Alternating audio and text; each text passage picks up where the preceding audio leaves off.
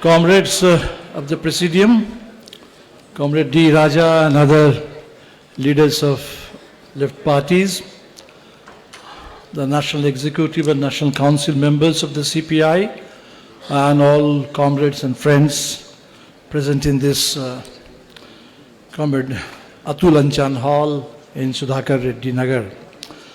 So my warm greetings to all of you for what I hope will be a very successful 25th Congress of the CPI, and especially this Congress is happening against the backdrop of the centenary of the CPI. So it makes it a matter of double pleasure, double honor for me to be able to greet you on this occasion.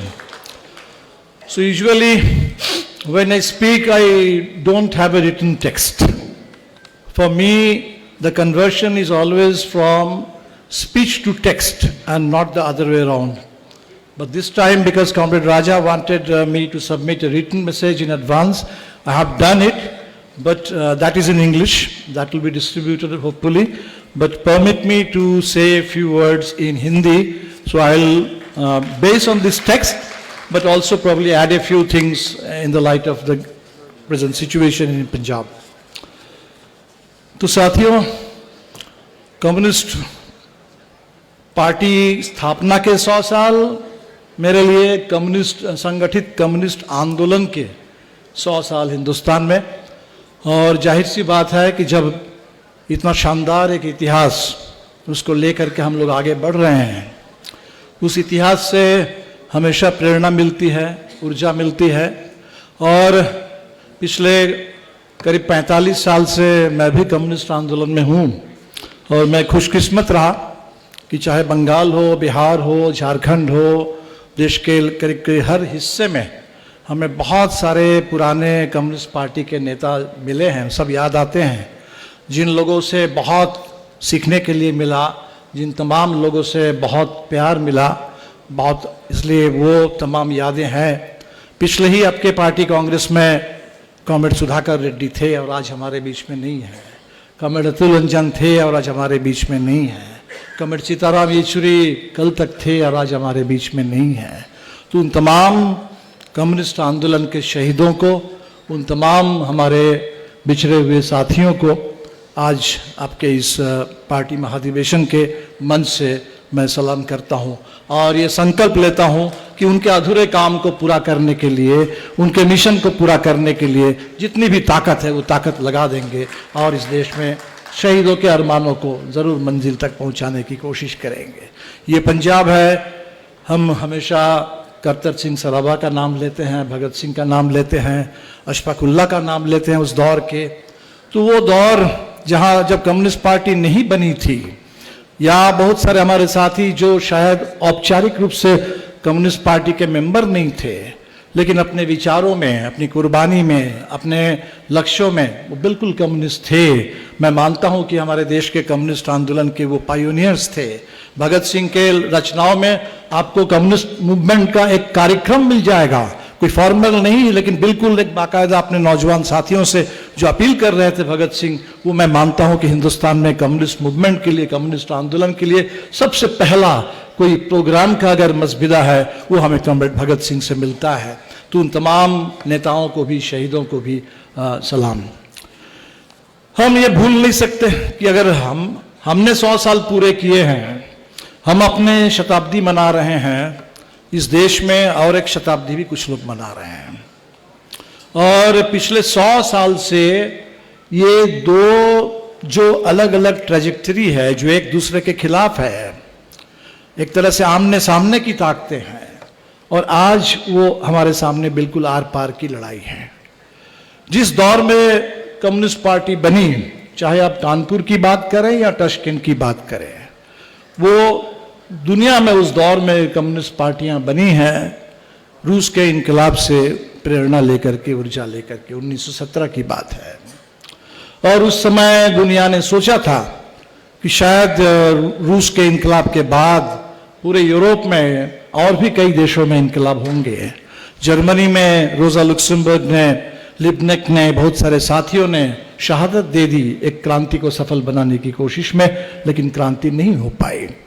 लेकिन हम सब लोग जानते हैं कि 1917 में रूस के इनकलाब के ठीक 5 साल बाद इटली में मुसोलिनी आ जाते हैं और दुनिया भर में ये जो फांसीवाद आज हम कह रहे हैं उस पूरे फांसीवाद सर उठाता है और उसका जो नज़ारा है तब से हम देख रहे हैं। और इसीलिए हमने अगर रूस के इनकलाब से ऊर्जा लेकर के आज़ादी के आंदोलन से अपनी जिम्मेदारी को समझते हुए कम्युनिस्ट आंदोलन ने अगर अपने को संगठित किया, जो आरएसएस है उसने उसी मुसोलिनी से, हिटलर से, उसी दौर के फांसीवाद से, उससे ताकत लेकर के, उसकी नकल करते हुए, उससे प्रेरणा लेकर के वो हिंदुस्तान में उसने अपना विस्तार किया। हमारे सामने थे आज़ादी के आंदोलन और उनके सामने था उस आज़ादी के आंदोलन के खिलाफ अंग्रेजों के पक्ष में खड़े होकर के मुखबिरी करते हुए हिंदुस्तान में जो भी पुराना सड़ा गला जो कुछ भी है उसको मजबूत करने का कार्यभार उसके पास था। जिस मनुस्मृति को बाबा साहब अम्बेडकर ने, संविधान तो लिखा गया 1949 में, देश को आज़ादी मिली 47 में, और 1927 में बाबा साहब अम्बेडकर उस मनुस्मृति को पब्लिकली उसको जला देते हैं। ये गुलामी का दस्तावेज है और हिंदुस्तान को आगे बढ़ना है तो इस गुलामी के दस्तावेज को जलाते हुए, इसको तोड़ते हुए ही देश को आगे बढ़ना है। और ये आरएसएस 1949 में जब संविधान पारित हो रहा है तब वो खुल के कह रहे थे कि भाई इस देश संविधान में कुछ भी भारतीय नहीं है, भारत का असली संविधान तो मनुस्मृति है। तो जाहिर सी बात है कि वो आरएसएस आज अगर उसके हाथ में राज सत्ता है तो आरएसएस आज देश में क्या कर रहा है, क्या करेगा, इसके लिए हमें मोहन भागवत का भाषण सुनने की जरूरत नहीं है। 100 साल से जो लोग इतिहास को देख रहे हैं वो सब लोग जानते हैं कि आरएसएस हिंदुस्तान में फांसीवाद के वाहक बन करके उसी समय विचार पहले था और अब उस विचार को पूरी योजनाबद्ध तरीके से हमारे ऊपर थोपने का, पूरे देश के लोकतंत्र को खत्म करने का, इस संविधान को खत्म करने का उनको मौका मिल रहा है। और निश्चित तौर पर जो भी मौका जब भी उनको मिला है, हर मौके का इस्तेमाल उन्होंने इसी काम के लिए, इसी मकसद के लिए किया है और आज वो कर रहे हैं। और इसीलिए हम सबके सामने बहुत बड़ी चुनौती है, बहुत बड़ी लड़ाई है जिसको हम टाल नहीं सकते। ये लड़ाई आज नहीं तो हम कल या परसों नहीं लड़ सकते हैं। This battle has to be fought and won here and now। आज हम लोगों को हिंदुस्तान में ये जो फांसीवाद हमारे सामने है, इससे निपटने के लिए हम किसी अगली पीढ़ी के लिए इंतजार नहीं कर सकते हैं और इसके लिए हम सिर्फ पुराने इतिहास को याद करने से भी काम नहीं चलेगा। ये लड़ाई हम सबको लड़ना है। जाहिर सी बात है कि हम सब लोग लड़ रहे हैं। फांसीवाद, अगर उसके बहुत सारे पहलू पर हम बात करें, अगर हम सांप्रदायिकता की बात करें तो सांप्रदायिकता से भी जिस समय 1857 के बाद जब अंग्रेजों को लगा कि इस देश में बिना फूट डाले हम राज नहीं कर सकते, जब अजीमुल्ला खान ने 1857 में, वो शायर थे उस दौर के, जब उन्होंने लिख दिया कि हम है इसके मालिक, हिंदुस्तान हमारा, ये है हमारी मिल्कियत, हिंदुस्तान हमारा, हिंदू मुस्लिम सिख ये सब प्यारा और ये झंडा हमारा, आज़ादी का सलाम हमारा। तो ये जब 1857 ने ये कह दिया और हिंदू मुस्लिम की क्या एकता बन सकती है, और वो एकता अगर बन जाए तो इस देश में कहीं कोई किसी अंग्रेजों का राज चल नहीं सकता। जब उनको समझ में बात आ गई तब से उन्होंने लगातार कोशिश की फूट डालो और राज करो, और इस देश में अंततः जाकर के पार्टीशन भी हुआ। सांप्रदायिकता के खिलाफ हम 100 साल से तब से लड़ रहे हैं, आज भी लड़ेंगे। पूंजीवाद के खिलाफ हमारी लड़ाई भी पुरानी है, जब से पूंजीवाद हिंदुस्तान में बनना शुरू हुआ तब से हम पूंजीवाद के खिलाफ लड़ रहे हैं। लेकिन आज की जो सांप्रदायिकता है वो पुराने किसी भी दौर के सांप्रदायिकता से बिल्कुल एक अलग कैटेगरी, अलग स्तर की है, अलग किस्म की जहर है उसमें, अलग किस्म की नफरत है उसमें। तो वो सारे जो उसके जहर है, नफरत है, आज वही पूरे हिंदुस्तान में अलग से आप हेट स्पीच, अलग से आपको आइडेंटिफाई नहीं करना है। वो हेट स्पीच ही अभी इस समय स्पीच है। वो हेट क्राइम, उस समय महात्मा गांधी की जो हत्या हुई वो आजादी के बाद का सबसे पहला बड़ा हेट क्राइम था, सबसे बड़ा टेररिस्ट एक्टिविटी थी। लेकिन आज वो नॉर्मल बन चुका है, आज वही नॉर्म है।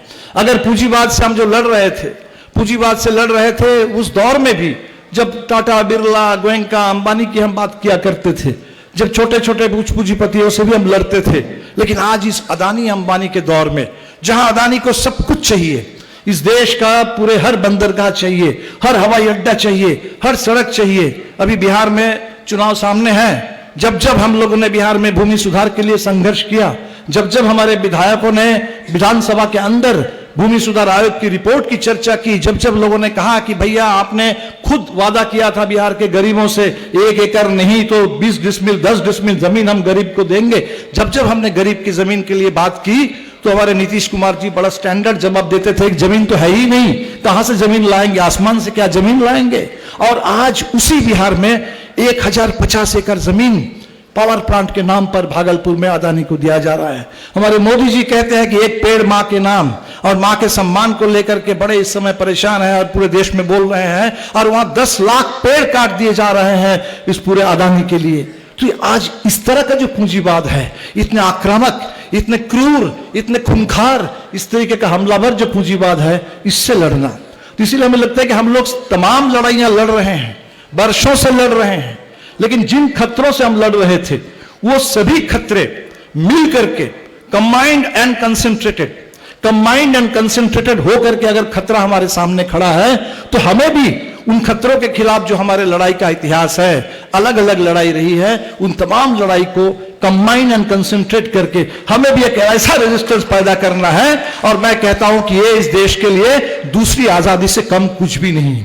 आजादी, लंबी लड़ाई से आजादी मिली, आजादी से हमें संविधान मिला, आजादी से जब संविधान मिला तो बाबा साहब अम्बेडकर ने कहा कि संविधान तो हमने लिख दिया, संविधान तो लिख दिया, संविधान को लेकर बातें हो सकती है कि अच्छा है, बुरा है, कितना अच्छा है, क्या है, नहीं है, लेकिन पता नहीं ये संविधान किसके हाथ में जाएगा, संविधान किसके हाथ में जाएगा, कौन चलाएगा संविधान को, वो महत्वपूर्ण है। और आज हमें पता है कि संविधान किसके हाथ में गया है, वो संविधान के साथ क्या कर रहा है। बाबा साहब अम्बेडकर ने कहा कि भाई इस देश में ये एक टॉप ड्रेसिंग ऑफ डेमोक्रेसी है, ऊपर से हमने संविधान तो लिख दिया, डेमोक्रेसी इसके ऊपर से है, लेकिन नीचे जो जमीन है वो जमीन डेमोक्रेटिक नहीं है, वो अनडेमोक्रेटिक सॉइल है। और उस अनडेमोक्रेटिक सॉइल पर एक डेमोक्रेसी के जो टॉप ड्रेसिंग है, अगर उस सॉइल को हम डेमोक्रेटाइज नहीं करेंगे तो वो टॉप ड्रेसिंग ऑफ डेमोक्रेसी लंबे समय तक चलने वाला नहीं है। कह रहे हैं कि हम जो एक वोट की बराबरी आपको दे दी, सबके लिए एक वोट, गरीब से गरीब के लिए भी एक वोट, अमीर से अमीर के लिए भी एक वोट,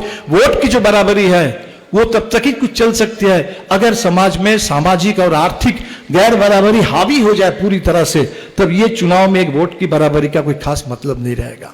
और आज ये सब कुछ हमारे सामने हो रहा है। और इसीलिए साथियों, हमारे साथियों ने जैसे कहा, कॉमरेड राजा ने, कॉमरेड एम ए बेबी ने, कि हम लोगों को निश्चित तौर पर एक मजबूत लेफ्ट यूनिटी चाहिए।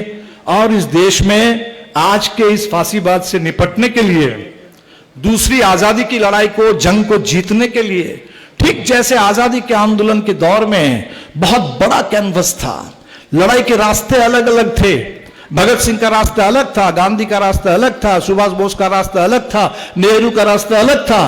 कुछ लोग कहते हैं कि भाई अंबेडकर तो कभी जेल गए नहीं, अंबेडकर तो बैठ के सिर्फ संविधान लिख रहे थे, संविधान लिख रहे थे, सिर्फ संविधान नहीं लिख रहे थे, उस पूरे आजादी के आंदोलन से निकलने वाला सबसे रेडिकल जो नारा था, अगर रेडिकल नारा था कि जमींदारी को खत्म करो, भूमि सुधार का नारा था, उतना ही रेडिकल नारा था एनाहिलेशन ऑफ कास्ट। और बिल्कुल वही 1936, जिस 36 में एक तरफ किसान मैनिफेस्टो आता है, एबोलिशन ऑफ लैंडलॉर्डिज्म का नारा आता है, कार्यक्रम बनता है, उसी 36 में अंबेडकर वो बात भी कहते हैं कि एनाहिलेशन ऑफ कास्ट। तो पूरे देश में जो बिल्कुल हो सकता है कि अंग्रेजों के खिलाफ जेल नहीं जा रहे थे, लेकिन बैठ करके पूरे समाज को बदलने के लिए योजना बना रहे थे, संघर्ष कर रहे थे, इन तमाम संघर्षों को मिला करके बहुत बड़ा एक आजादी के फलक बना था।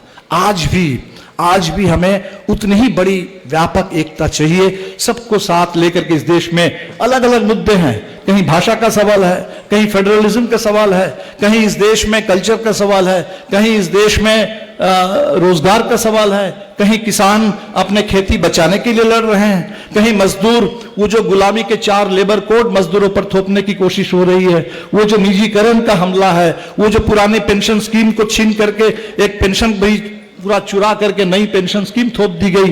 वो जो सारे नौजवान जो आउटसोर्सिंग को झेल रहे हैं, बेरोजगारी और ठेकेदारी को झेल रहे हैं, उन तमाम लोगों की लड़ाइयां हैं। लेकिन सभी लड़ाइयों को एक बड़ी एकता बना करके और बड़े मकसद के साथ, बड़ी ताकत के साथ एक लड़ना है, उसमें ऊर्जा भरना है।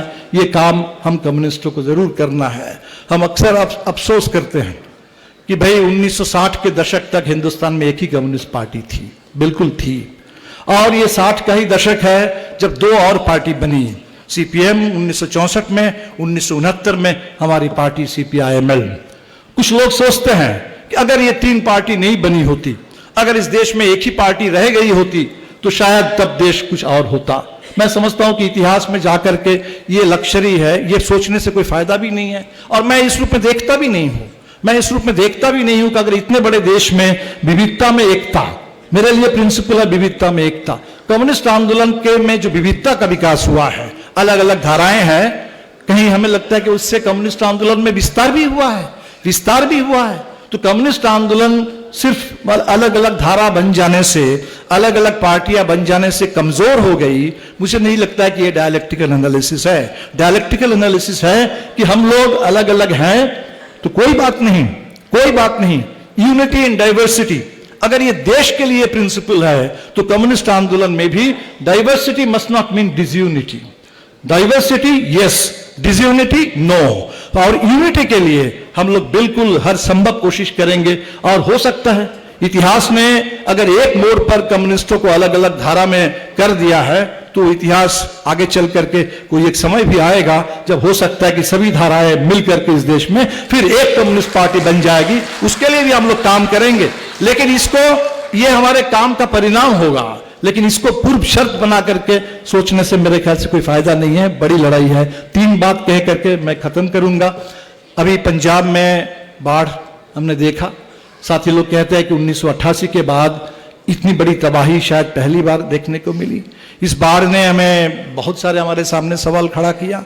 उसमें रिलीफ की बात है, उसमें सेंट्रल गवर्नमेंट आज के दिन में कहीं केरल में बाढ़ हो जाए, तमिलनाडु में हो जाए, पंजाब में हो जाए, ये डबल इंजन वाली जो सरकार है वो पहले ये देखती है कि वहां किस इंजन की सरकार है, और तब जाकर के उसको कभी भी नेशनल कैलामिटी के रूप में नहीं देखा जाता है। तो निश्चित तौर पर सेंट्रल गवर्नमेंट की ओर से जो काम करना चाहिए था उन्होंने नहीं किया। लेकिन मुझे लगता है कि इससे हट करके भी बड़ा सवाल है, हिमाचल में, उत्तराखंड में, पंजाब में ये क्या हो रहा है कि हिमालय के साथ हमने जो छेड़छाड़ किया, डेवलपमेंट के नाम पर हमने जिस तरह से प्रकृति को नुकसान पहुंचाया, तो आज वो डेवलपमेंट की जो कॉर्पोरेट स्ट्रेटेजी है, जो डिस्ट्रक्टिव स्ट्रेटेजी है, शायद वो हमारे सामने बड़ा नुकसान लेकर के आ रहा है। तो हिमालय को बचाने का सवाल है, प्रकृति को बचाने का सवाल है। हमने देखा कि पंजाब में होशियारपुर में एक घटना घटी और बहुत ही उसकी आप निंदा कीजिए, उस पर निश्चित तौर पर इतना बड़ा कहीं अपराध अगर हो जाए तो किसी भी अपराध के लिए निश्चित तौर पर सजा चाहिए। लेकिन कुछ लोग ऐसी बात करने लगे हैं कि पंजाब में बिहार पूरे एक समूह को अगर आप जिम्मेदार ठहरा देंगे तब क्या होता है। तब इंदिरा गांधी की हत्या के बाद सिखों का कत्लेआम हुआ, आज इतना बड़ा किसान आंदोलन खड़ा हुआ, उसको खालिस्तान से जोड़ के कहा गया। तो पंजाब जिसने ये झेला है, मुझे नहीं लगता है कि पंजाब में ऐसे डिवाइसिव बातें जो है इसको कई लोग समर्थन देंगे। और आज जो पंजाब बना है, जो भी पंजाब में खेती का भी विकास हुआ है, उन तमाम विकास में हम नहीं भूल सकते कि हमारे बिहार से और यूपी से आने वाले मजदूर साथी, उनकी भी मेहनत, उनका भी पसीना इस पंजाब को बनाने में लगा है। और निश्चित तौर पर हम कहेंगे कि आज पंजाब में फिर एक बार किसानों की जो एकता है, गरीबों की एकता है, मेहनत कशों की एकता है, वो किसी धर्म के आधार पर, भाषा के आधार पर, संकीर्णता के आधार पर वो एकता टूटेगी नहीं। आज का दौर तो अलग है। आज का दौर है कि पंजाब के हमारे नौजवान जो अमेरिका गए हुए हैं, अमेरिका में गए हुए हैं, अगर उनके पास कहीं डॉक्यूमेंट की कमी है, उनको घुसपैठी कह करके अपराधी के रूप में, गुलाम की तरह उनको अमृतसर में भेजा जा रहा है, हथकड़ी और बेरी लगा करके। तो अगर हमारे साथ जो वहां हो रहा है, वो हम अपने इलाके में जो बिहार से आए हैं, यूपी से आए हैं, बड़ा मजबूर होकर के आए हैं काम करने के लिए, तो निश्चित तौर पर हम उनके साथ ऐसा नहीं करेंगे, हम बिल्कुल लड़ेंगे। और तीसरी बात, जो SIR जो बिहार में चल रहा है पूरे देश में चलेगा। इस एसआईआर के खिलाफ जो हमारी लड़ाई है, आप सब समझ सकते हैं कि ये मामला कोई तात्कालिक सिर्फ एक चुनाव का नहीं है। ये मामला सिर्फ ये नहीं है कि 65 लाख लोगों के नाम चले गए तो चलो 8 करोड़ में 65 लाख होता क्या है। 65 लाख में तो 30 लाख तो हो सकता है जेन्युइनली उनका नाम काटने वाला भी था, तो 35 लाख लोगों का गलत तरीके से काटा गया। 4%, 5% है, 90%, 95% तो अभी भी है, वो बात नहीं है। अक्सर जब हम फांसीवाद की चर्चा करते हैं, हमने सुना कि बहुत सारे साथी कहते हैं कि भारत में फांसीवाद कहाँ है, अभी तो चुनाव हो रहा है। तो हमारे बहुत सारे साथियों को लगता है कि अगर चुनाव हो रहा है तो इसका मतलब चुनाव और फांसीवाद एक साथ नहीं चल सकता है। हम भूल जाते हैं कि हिटलर और मुसोलिनी भी चुनाव के रास्ते से ही आए थे। चुनाव के रास्ते से आकर के उस तंत्र को इस तरह से कब्जा किया कि देखते देखते वो मल्टी पार्टी इटली, वो मल्टी पार्टी जर्मनी, वो वन पार्टी स्टेट में तब्दील हो गया था। ये भी चुनाव के रास्ते से आए हैं, और चुनाव के रास्ते से आने के बाद चुनाव आयोग से लेके मतदाता सूची से लेकर के पूरे चुनाव की प्रणाली, चुनाव की मशीनरी, चुनाव की प्रक्रिया, उसको किस तरह से उसमें हेराफेरी हो रही है, किस तरह से उसको बदला जा रहा है, ये हमारे सामने है। तो बिल्कुल इसीलिए जो महाराष्ट्र में हुआ है, अगर वो चोरी थी तो बिहार में जो कुछ हो रहा है, ये दिन दहाड़े डाका डाला जा रहा है। फर्क इतना है कि बिहार के लोग जगे हुए हैं, कोशिश कर रहे हैं लड़ने की, और इसीलिए इस लड़ाई में हम सब लोगों को बिहार के साथ खड़े होना चाहिए। और एसआईआर के खिलाफ जो एसआईआर पूरे देश में होने वाला है, पूरे देश में, बंगाल में, पंजाब में भी काम शुरू हो गया है। और एसआईआर का मतलब जब जहां एसआईआर होगा, नाम काटे जाएंगे गरीबों के, कमजोर लोगों के, मजदूरों के, महिलाओं के, किसानों के, जितने लोग जिनको सबसे ज्यादा लोकतंत्र की जरूरत है, सिर्फ उन्हीं लोगों के नाम सबसे ज्यादा काट दिए जाएंगे। और इसीलिए इस पूरे एसआईआर का जो हमला है, इसके खिलाफ पूरे देश में लड़ना होगा। इसी चंडीगढ़ में 2 हफ्ता पहले भी मैं आया था, यहाँ साथियों से बात हुई। कलकत्ता में अभी हम सभी लेफ्ट के लोगों ने मिलकर के एक अच्छा कन्वेंशन किया कि पूरे देश में इस एसआईआर को हल्के ढंग से नहीं ले सकते। एसआईआर अगर चल पड़ेगा, सुप्रीम कोर्ट ने अभी फाइनल वर्डिक्ट नहीं दिया, लेकिन मोटे तौर पर इशारा है कि सुप्रीम कोर्ट ने इसको रोका नहीं। ये हिंदुस्तान में जिस डेमोक्रेसी को ऑलरेडी, आप वीडीएम की रिपोर्ट देखेंगे, वो हिंदुस्तान को इलेक्टोरल ऑटोक्रेसी कहता है। ये इलेक्टोरल ऑटोक्रेसी को पूरी तरह से एकदम डेमोक्रेसी को पूरी तरह खत्म करने की साजिश है। इसलिए हम सब लोगों को मिलकर लड़ना होगा, मिलकर लड़ेंगे, जमकर लड़ेंगे, पूरी ताकत लगा करके लड़ेंगे।